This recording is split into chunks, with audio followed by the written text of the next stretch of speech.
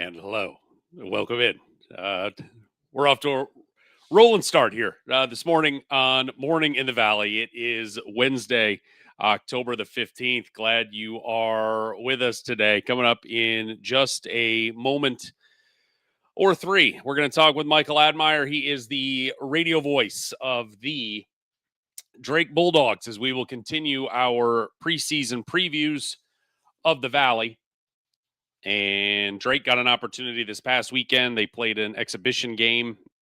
Really, it was under the format, probably more of the secret scrimmage that we have dealt with in the past, but it was public.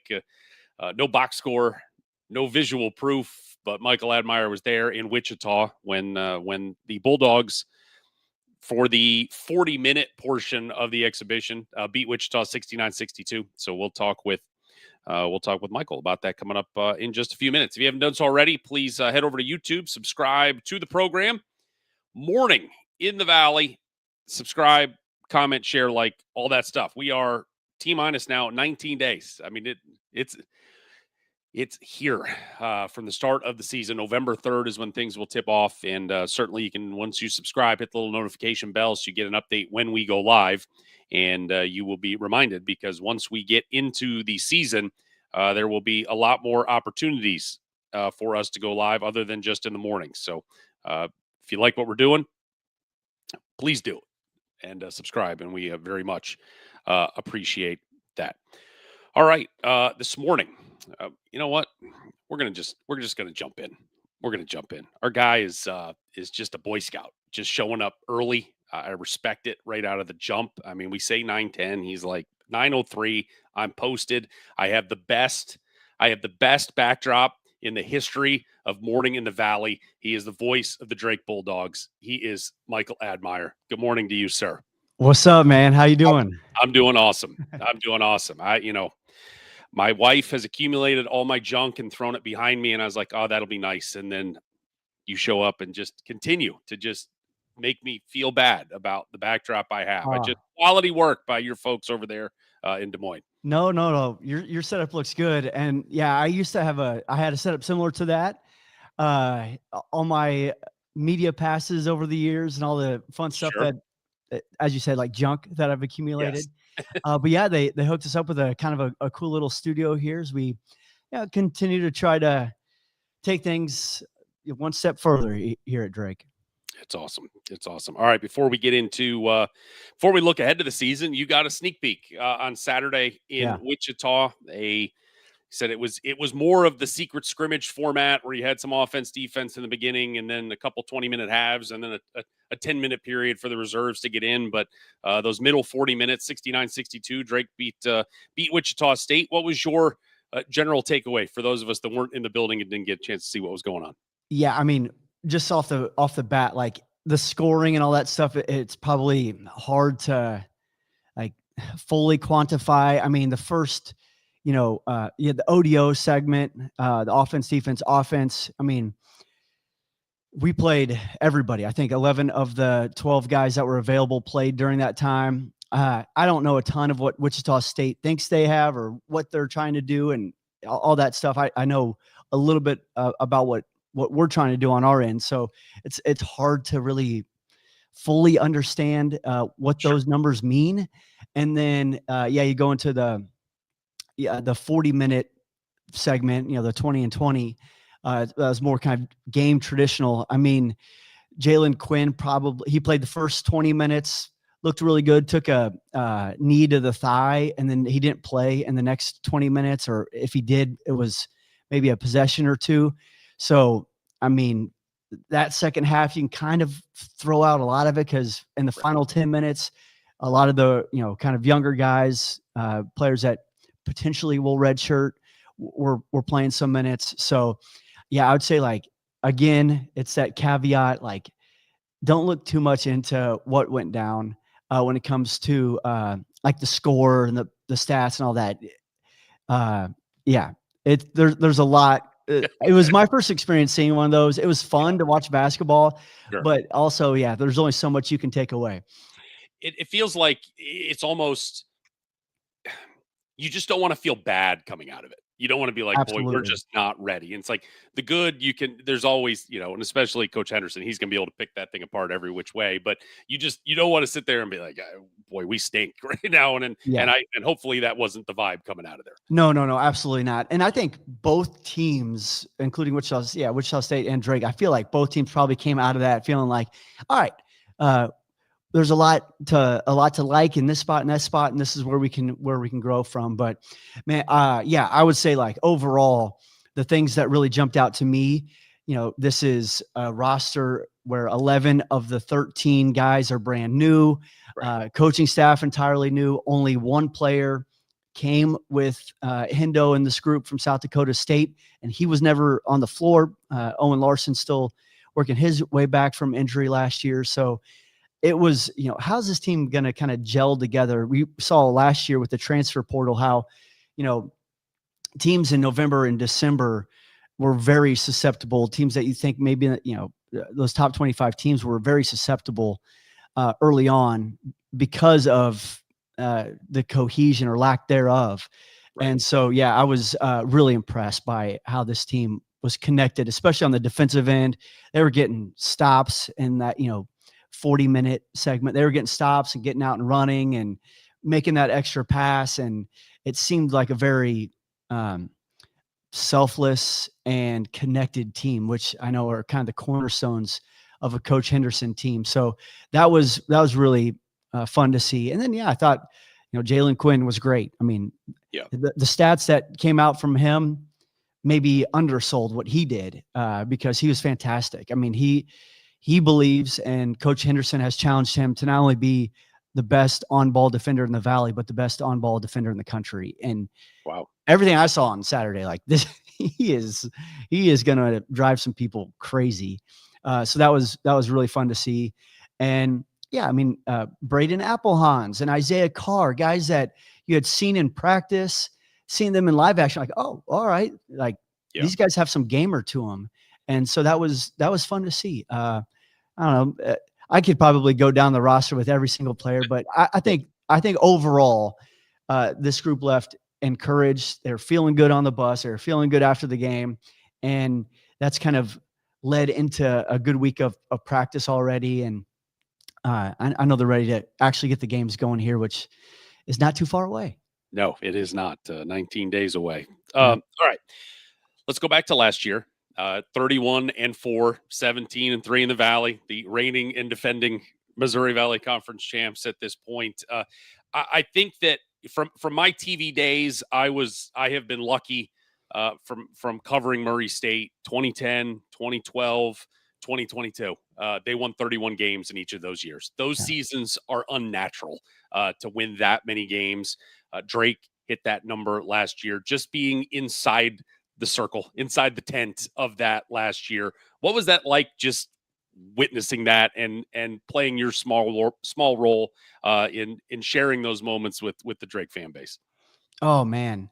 Yeah, it was pretty remarkable. Because it caught all you guys. I mean, November 1st of 2024, no one's dialing up 31 wins last year. No, you'd be insane to think so. And I think maybe the only people that thought that was possible was probably Ben McCollum and maybe an assistant or two. Like they kind of felt like they knew they had something after that scrimmage against Texas Tech, which was a semi-secret scrimmage back then.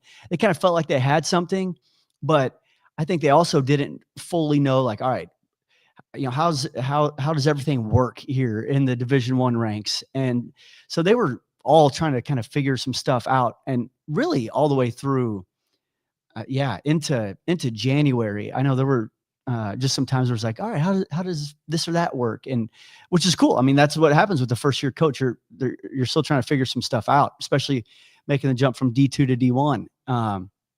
But he didn't have a whole lot of problems figuring out the X's and O's part and coaching up his guys. And man, it was that trip down to South Carolina. I remember talking to Bryson Williams, one of the assistants, and he's like, I know we got Miami, and he's like, we'll see about the next two. Like they were that confident going into Charleston. I was like, all right, like that sounds good. Obviously, Miami didn't turn out to be like Right. the Miami we thought they could be.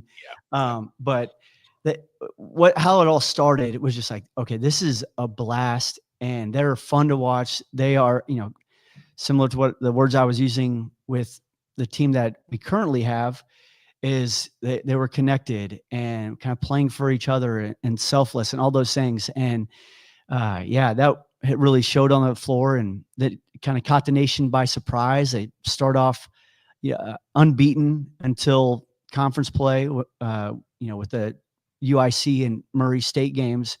But I kind of go back. I might have said it on this show before, but that Friday in Wichita is maybe my most favorite day I've ever had working. I mean, and that's like going back to covering Rose Bowls and covering the Kentucky Derby. And like, I've seen some stuff that's been pretty neat, but like the connection that you have with the fan base and the players that you build throughout the year, and then to do something that's never been done before, kind of with this in this era, was pretty special, and everybody was on cloud nine. And gosh, it was a lot of fun to be a part of. And then I don't even know that the page turns, but the whole book turns, obviously, as Ben McCollum goes to Iowa, and we're starting all over. And, this is, we look at key departures, and in a way it's everybody is the key departure from last year, but certainly no more key departure than Bennett Sturtz. Just a guy that, it was kind of the running joke back in October, November is, what's a Bennett Sturtz? And we all learned very quickly, this is the best player in the conference and one of the best players in the country. What is the tangible stuff's easy. What's maybe the intangible void he leaves with moving on to Iowa? Yeah, I mean, it's so hard about talking about like replacing one player, because everything's different. Sure. So yes, his ability late in the game to turn to him and say, go, like he was a streak stopper. I was actually just scrolling through the Missouri highlights yesterday as we were making some video board videos, and I'm watching some of the highlights, and it was just like every time in that game that Mizzou made a push, the ball was in Bennett's hand and it was going to the rim, and he would get that 2-point stopper. I think it got to 55-54 or something like that, or 55-55 late in that game. And Bennett just put his head down, went to the rim, got a layup, got a stop at the other end, went over, made a three. And then all of a sudden you're like, oh, okay, phew. But it all started kind of with like Bennett making those game defining plays. And when you have a guy like that, and you even go back to a couple years ago, a guy like Tucker DeVries, when there's that one guy you can turn to, I mean, there's so much comfort in that. And right now you look at our roster, and I like the team a lot. I think this is going to be a team that's going to finish better than 6th in the Missouri Valley, and I think they're going to compete for a championship. But at the same time, I don't know if I see like, all right, that guy right there is going to be the one. Right. That might develop throughout the season. But how Bennett in those big moments took over and made the play that was needed, that's hard to find. Yeah, very much. The thing that always just impressed me, and part of it, certainly it was, Coach McCollum had a methodical pace, and, they weren't going to speed. Bennett never got fat, never got hurried up. No. And it was just, and that was to your point, when the storm is there, he was the calm in the storm to navigate the Bulldogs to the finish line. We talk about key returners. There's only the 2 returners, and certainly not much to go off of with Andrew Aaliyah. Only played 7 games last year. Eli Shetler coming over from Indiana State, redshirted last season. It's early, obviously, but can we expect anything out of those guys this season with Coach Henderson's rotation? Yeah, one thing I was thinking about the other day is I think there have been like 35 players that have played for Drake over the last 3 seasons, and so that's wild. And Andrew Aaliyah is one of those guys that's played over the last 3 years. He was with Darren and Coach Mack, and now with Hendo. So, he is one of those guys that has already gained the trust of this coaching staff. He is kind of we sat right here a couple weeks ago talking to him, and he's like, I just want to be a guy that makes winning plays. He's on scholarship now. So that's another sign that this coaching staff trusts and believes in him.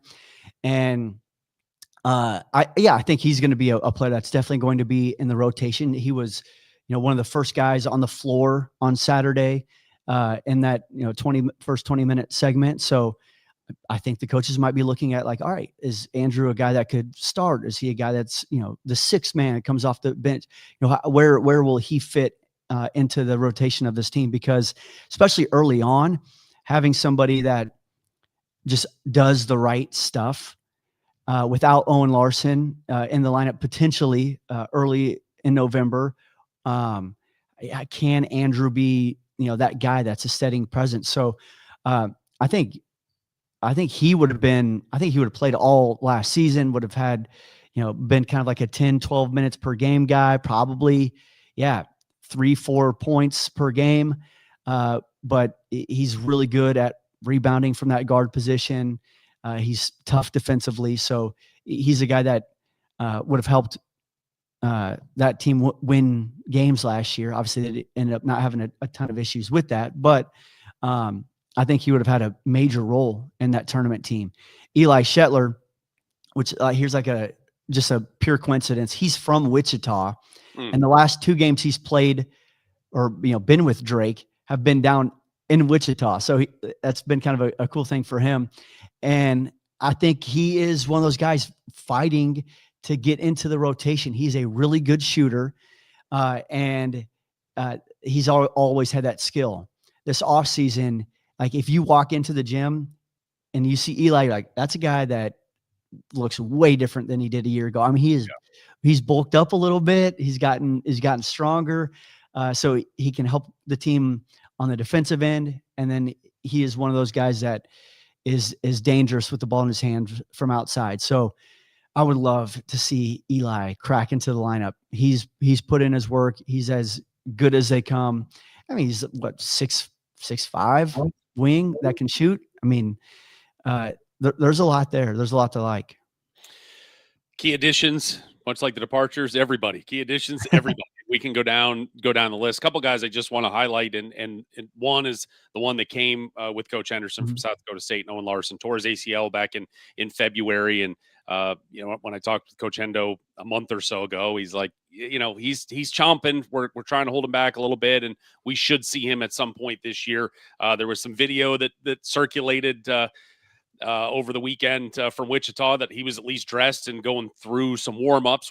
Didn't play at all in the exhibition. But what's sort of the updated intel on Mr. Larson and when we can expect him on the floor for real? Yeah, this has kind of been his thing so far. Like he has been going through like the first part of workouts, has not got into any of like the contact portion. I know he's working really hard with our trainers and our sports performance team of getting that stability back, making sure he starts gaining confidence of, landing, and not only just landing in a perfect situation, but landing awkwardly and getting knocked off balance. And he's kind of gone through all that stuff. So, I mean, I don't know.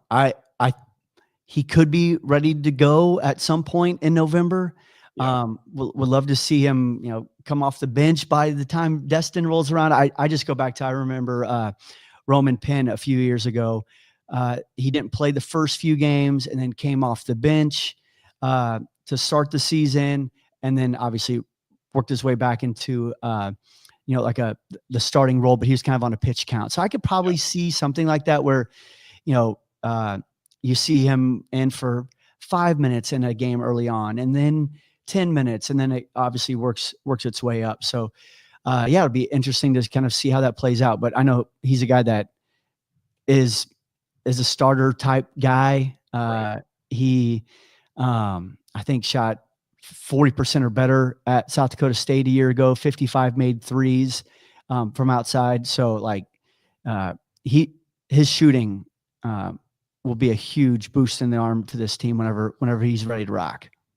December 18th, the Valley opener in Murray, Kentucky. That'd probably be a nice, if you can get him even to, 15, 20 minutes at that point, you feel good if you, by the time you get there. Another one of the additions that I think is intriguing just from a standpoint of there is so much imported size into the Valley this year. And Isaiah Carr, a guy that Coach Hendo familiar with from his time in the Summit League at Denver, 6'11", only played 11 games last year, but 2 seasons ago, top 50 in the nation in blocks. What have you seen out of Isaiah so far, and maybe the impact he's going to be able to have early? Yeah. Isaiah is like first and foremost an awesome guy. And I could probably go down the list with all these guys. They're a very, they're a fun team, but Isaiah is one of those kind of like leader type guys people look to, obviously just with his stature, he's going to draw some attention. I know he missed a couple weeks in July, on a trip to Europe.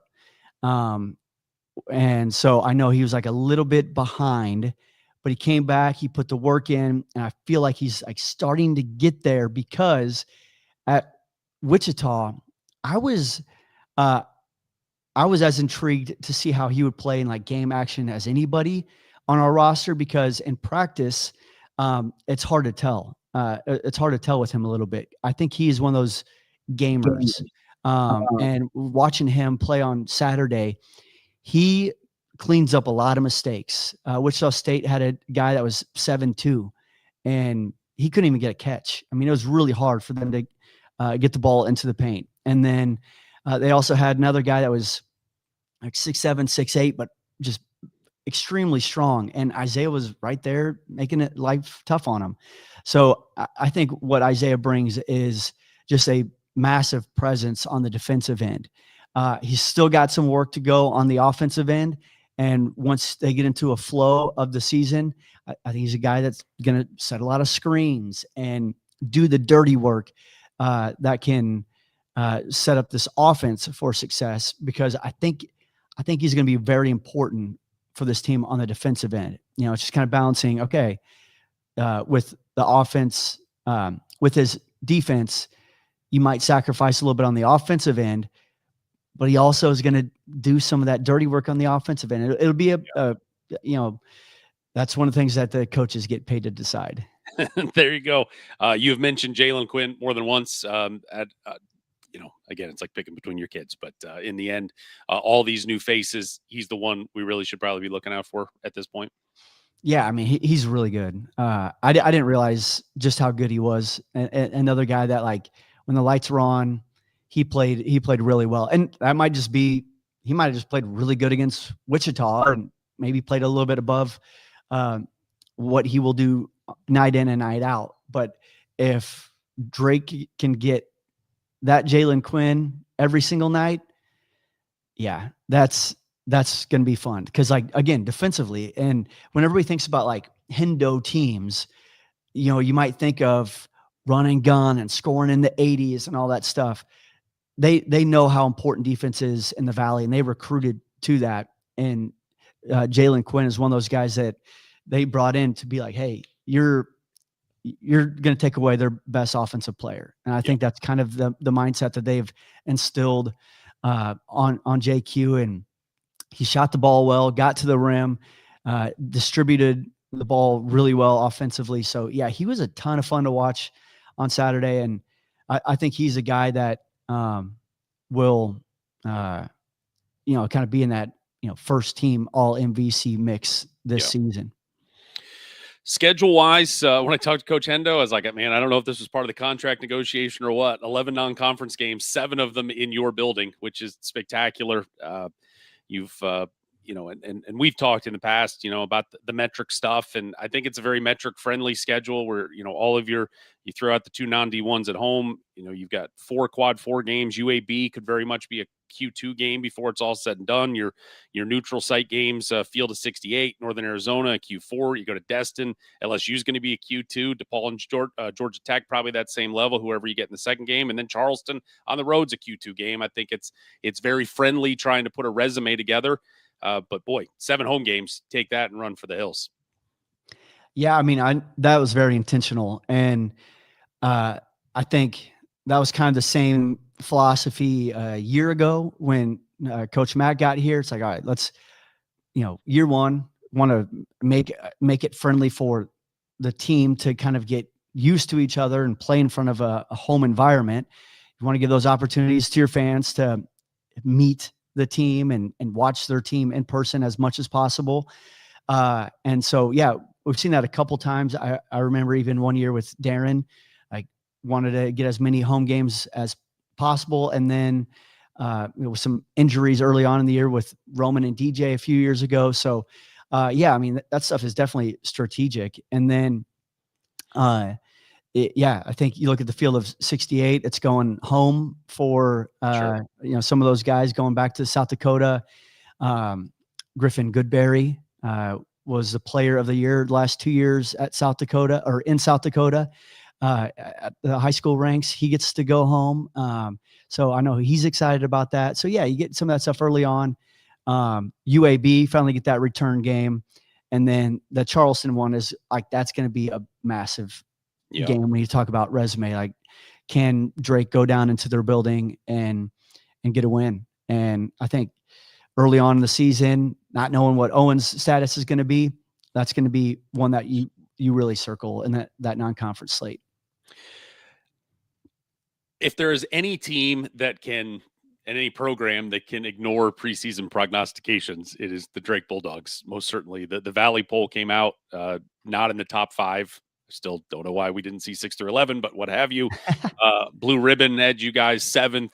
Ken Palm's got you 5th. I saw Evan Maya this morning has you 9th. Yes, that's always nice bulletin board stuff, but at the same time, what if the rationale is, boy, they got a new coach and a whole new roster? You have to look an entire 52 weeks in the rearview mirror to go, yes, so what, right? Nobody's getting too wrapped around the axle about any of this.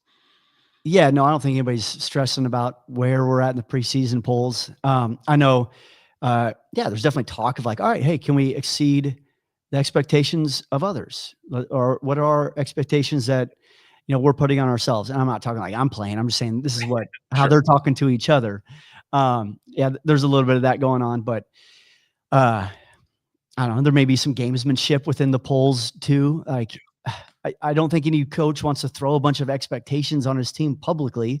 But we heard from Hendo Monday, at media day, and they want to continue what has been established here and competing for championships. Like that's why they went and recruited a bunch of seniors, is to win right now. And those seniors didn't come to Drake to, wear the jersey. They came here to win.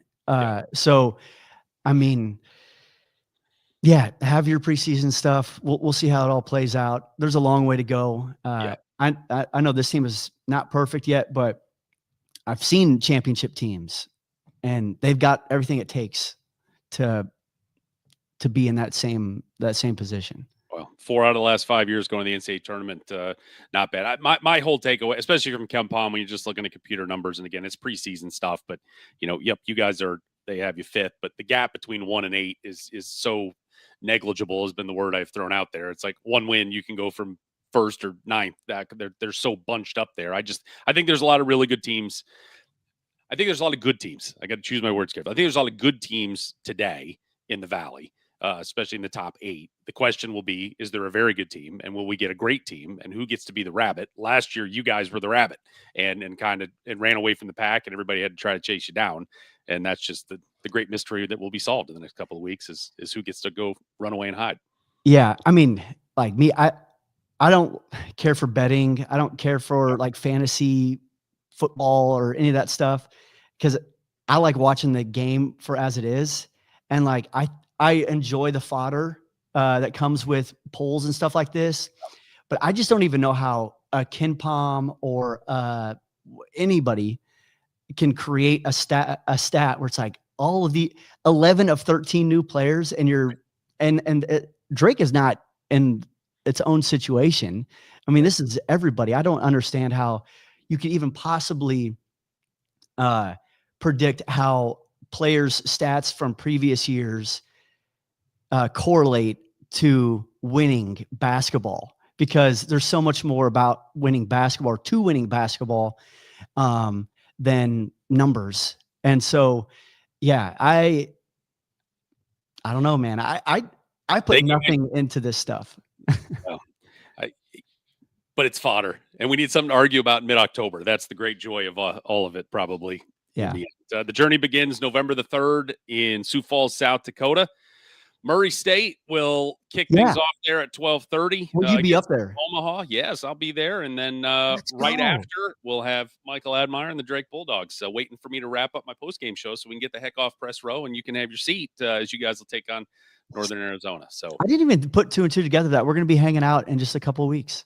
It is almost time. And then we got the first Valley game there on December 18th. I know. So, that's crazy. It's been a long summer. I'm glad it's finally got to see the ball bounce. I got to watch Bradley and Green Bay on Saturday on ESPN Plus, and I was like, it's great. I see basketball. I had to, do the stick figures and imagine what was going on in Wichita because we were relying on you to put your little clips out because for whatever reason they didn't want to put that out to the world. But it's go time, and super excited. Yeah, no. Hopefully, enjoyed my little clips. That was great. I was trying to give everybody a little bit of taste. Just a taste. Just keep them coming back. You always want to leave a little more on the bone there for them. So got a little marketing marketing strategy. Do it. Well done. Right. Best of luck to you and the family over the next couple of weeks. We'll see you. We'll see you in South Dakota, and we'll talk very soon. I love it, man. We'll catch you up there. Sounds awesome. Thank you. All right, there's the voice, Michael Admire of the Drake Bulldogs. Yep, that opening day marathon, it is Valley friendly. 6 games. We've got 3 in South Dakota, 3 over in Rock Hill, South Carolina. Bradley will be over there playing St. Bonaventure, and then the 2 Murray State and Drake playing back-to-back there in Sioux Falls. So very much looking forward to all of that. While we are arguing about polls and so on, our friend Rocco Miller from Bracketeer.org, friend of the program, Rocco Miller, has put out his top 60 non-power league teams. And really, this is the poll that he used. I saw some grumbling a couple of weeks ago with the Field of 68 mid-major show, and they put out their poll. And they're for their mid-major show, it's almost a compilation of leagues that are not or are that one bid leagues currently. So it's not just the Power 4 and the Big East. They pull out the Mountain West. They pull out, I think, the A10 as well. So, your mileage may vary on these, but regardless of the teams that aren't in the rankings, I was curious. I was interested to see the teams that were in the rankings. And Rocco sort of divides these 60 teams into 3 tiers, and they're not even tiers at all. Tier 1 is very small. It's ultimately like a pyramid. Tier 2 widens out a little bit. And then tier 3, I think there's, half of those 60 or so are in tier 3. But tier 1, which the creme de la creme, as Rocco called it, it went Liberty, UC Irvine, Northern Iowa, and Bradley. Now, his methodology, he's basically like, look, we looked at the rosters. He's like, we've talked about scheduling for the whole season and just kind of playing things out for the year. So, I mean, it's a lot of feel ultimately, but this is how Rocco does this is really just kind of laying it out. Or these are the teams today that he feels have the best opportunity to get that at-large bid, if necessary, into the tournament. And right now, with roster construction and the schedule they have ahead and how he thinks it's going to play out, these are the 4 that he has. The neat part about this, and really not this, but the neat part about these 4 teams is you're going to see a lot of commingling between these teams. Liberty and Bradley are both in the Terry's Chocolate ESPN event down in Kissimmee, Florida, around Thanksgiving. They're on opposite ends of the bracket. They very well could meet in the championship or somewhere in the consolation bracket if they it's possible. But they're on opposite ends. We'll have to see if they end up hooking up. UC Irvine, the number 2 team, will host Northern Iowa on November the 22nd. And then 4 weeks later, they will host Belmont as well. And we'll get to Belmont in a moment. But again, some commingling there at the top that I think is that I think is important. We go to tier 2, and that's where you have Bradley at number 5, Illinois State at 7, Murray State's 14th, and Drake is 23rd. I think, again, and this kind of goes back to my conversation from the other day, that it's just interesting now that more polls have come out, is that Illinois State is 4th in the Valley in this ranking.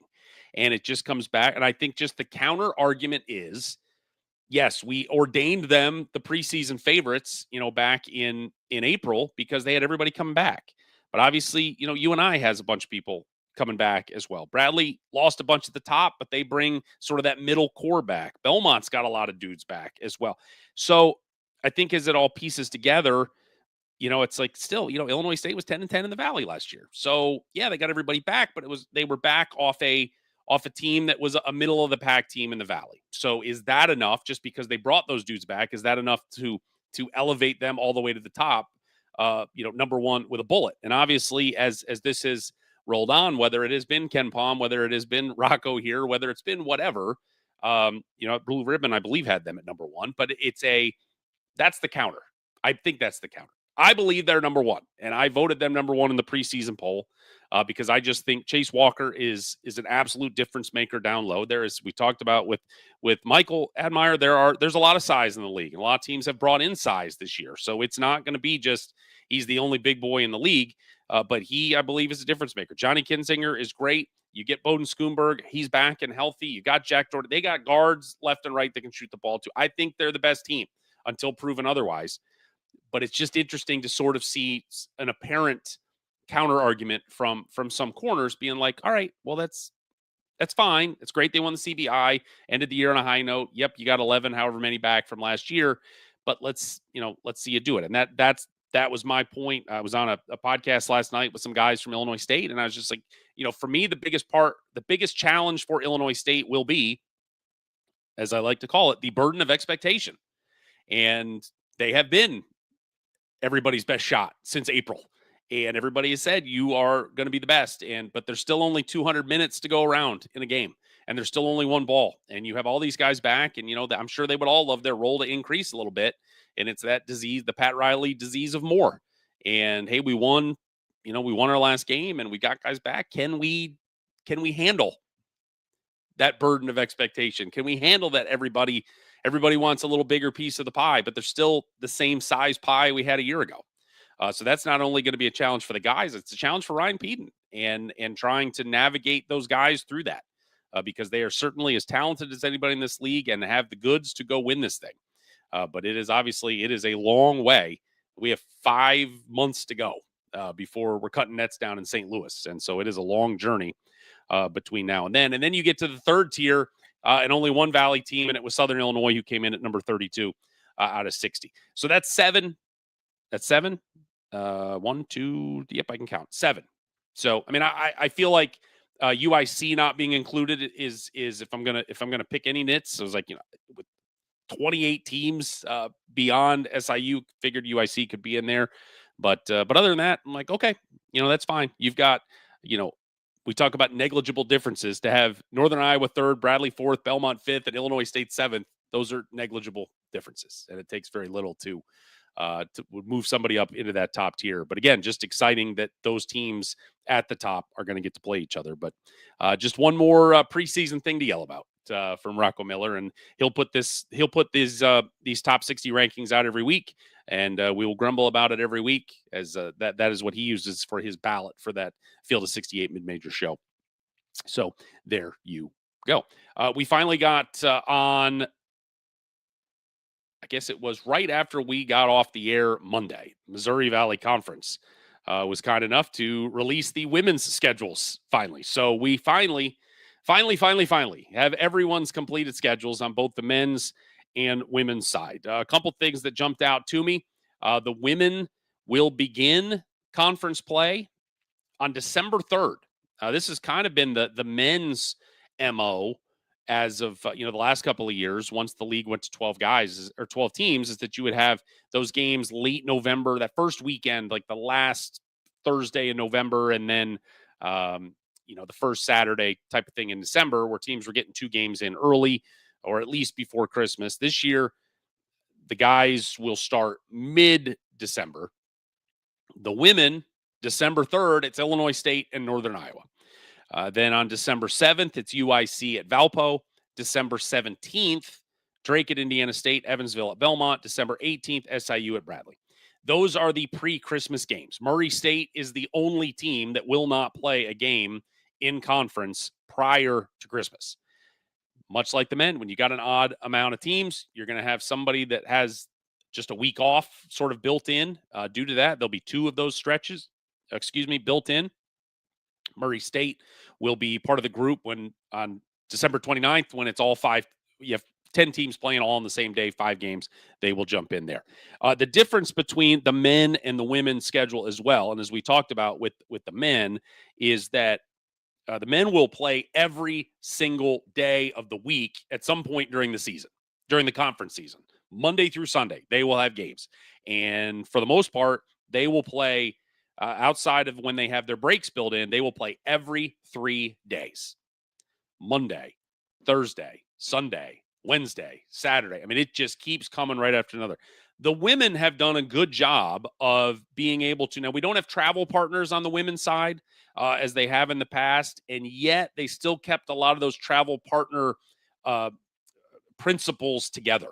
Once we get past those first 2 or 3 games and get into January, the games are only being played Thursday, Friday, Saturday, Sunday. So for the most part, you play Thursday, you play Saturday, or you play Friday, you play Sunday. There's a little variance depending on the school here and there. But again, it's mostly 2 games at home, 2 games away, 2 games at home, 2 games away. And, Murray State and Belmont, they have been travel partners together, and you see them that they will go to, one of them will play Bradley on a Thursday, the other will play at Illinois State, and then Saturday they will flip-flop. And that's the way the Iowa schools do that.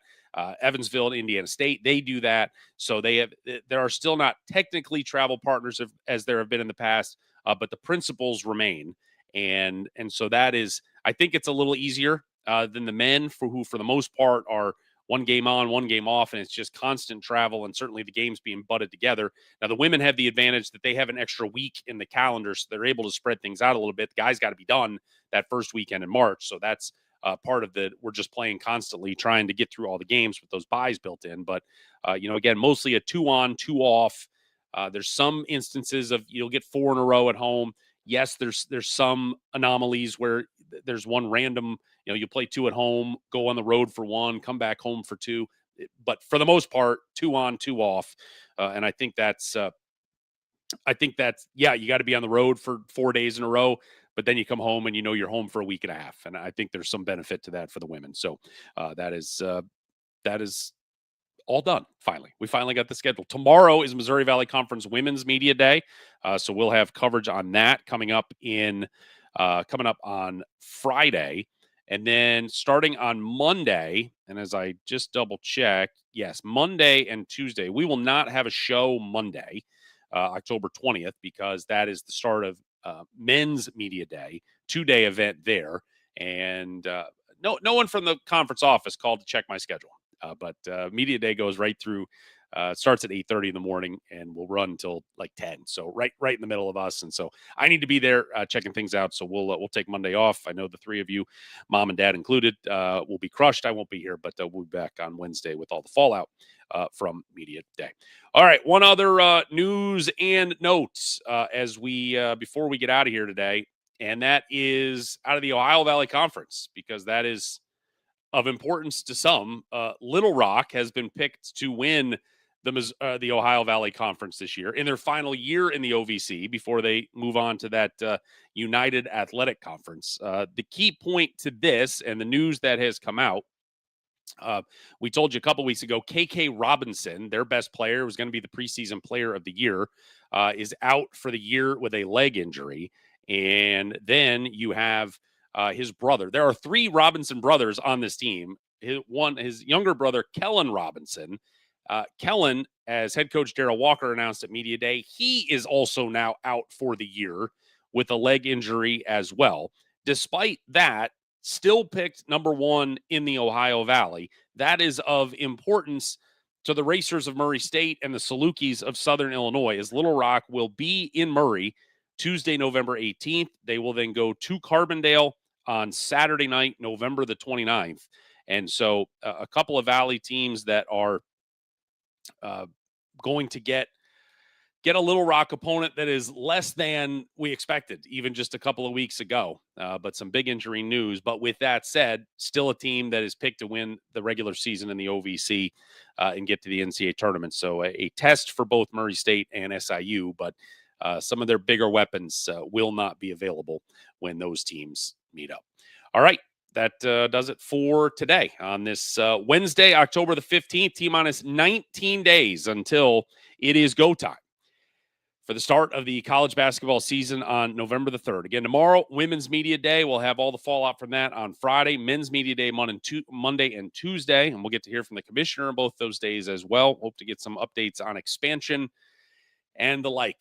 So we'll have all that for you. Until then, if you haven't done so already, please head to YouTube, subscribe to Morning in the Valley for free. Share, comment, like, all of it. Get that into the basketball-loving algorithm. Share it with your Valley fans. If you like what we're doing here, again, we are less than 3 weeks away from really picking up our output here, as we will be on way more frequently, and as we've got basketball to talk about, and cannot wait for that.